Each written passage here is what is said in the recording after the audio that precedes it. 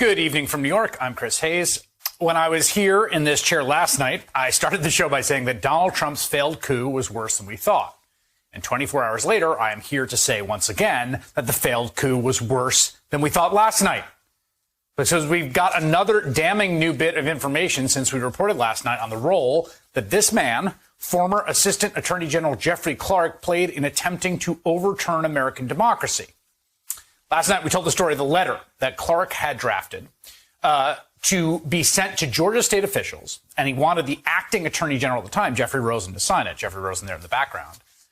That letter basically said the following. The Department of Justice is investigating voting irregularities, and, well, you really can't trust the results one way or another, so you in Georgia should call a special session, wink, wink, nudge, nudge, and send your own electors to Washington.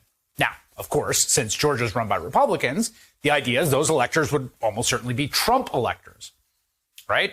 So it would be a violation of Georgia state law, a violation of the will of the people, right? Donald Trump lost the election in Georgia by 11,000 votes. It would throw the post-election process into chaos. Thankfully, Jeffrey Rosen, the acting attorney general, refused to sign it. The letter was never sent. Not for lack of trying, though, because the New York Times reported that Jeffrey Clark even cooked up a plot with Donald Trump, met with him in person, for Trump to fire Rosen so that Jeffrey Clark could take over his job and send the letter.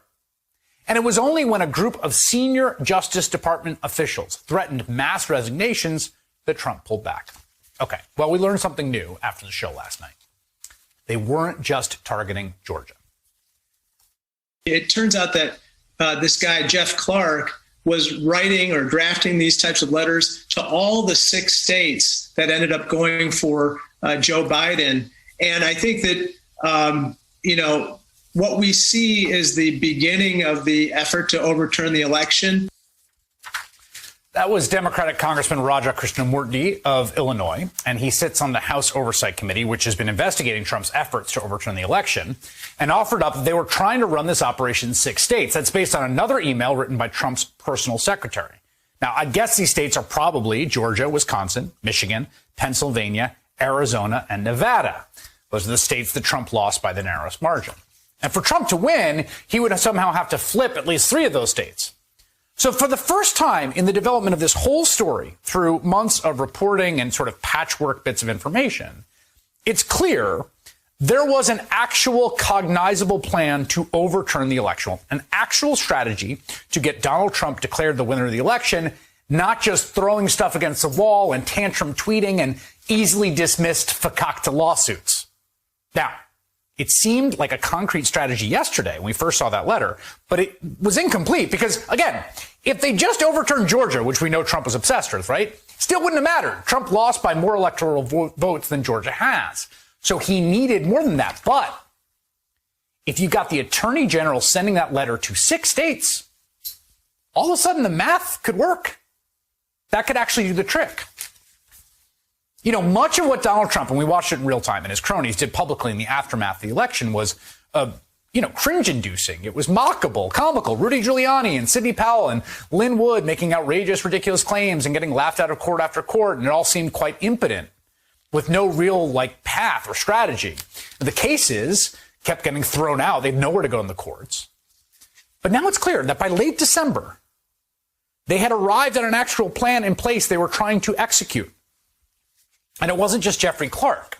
White House Chief of Staff Mark Meadows was also at the center of it. Mark Meadows is a man who also participated in an attempt on the life of American democracy.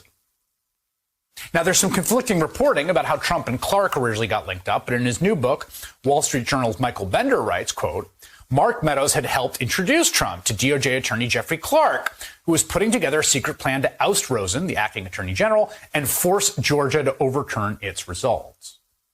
We know from emails released by the House Oversight Committee at the end of December, beginning of January, that crucial period of time, right before January 6th, that Meadows was repeatedly pressing Rosen to investigate so-called voter fraud, including sending one email on January 1st that read, quote, there have been allegations of signature match anomalies in Fulton County, Georgia. I love the passive tense there. There have been allegations. Can you get Jeff Clark to engage on this issue immediately to determine if there's any truth to this allegation? Now, Meadows is asking for him to call in Clark because he knows Clark is on the team.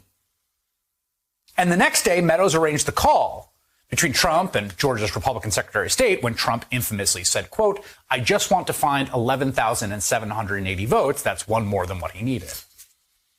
So Mark Meadows is in on the plot, obviously, and Clark and Trump together have a plan, and here's what appears to have been.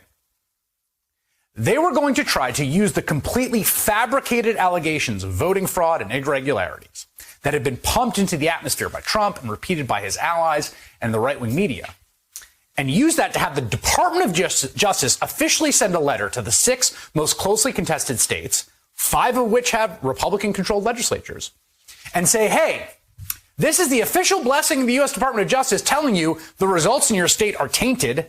They can't be trusted. We don't really know who won. And by the way, you have the constitutional authority to call a special session, select a slate of Trump electors, and send them along to Washington. Keep in mind, the Republicans running these state legislatures are a receptive audience. They're the same people who in Michigan went like completely nuts over the governor's public health measures, or the legislators in Arizona who are running the sham election audit, or in Georgia who just passed a law to make voting much, much, much harder. They're all ears, generally, much more so than the courts. And so finally, after flailing in those courts where they got nowhere, they realized there's a much better avenue. Just have the Department of Justice give state Republicans the official green light to say, poof, elections tainted by fraud, got to send our own electors.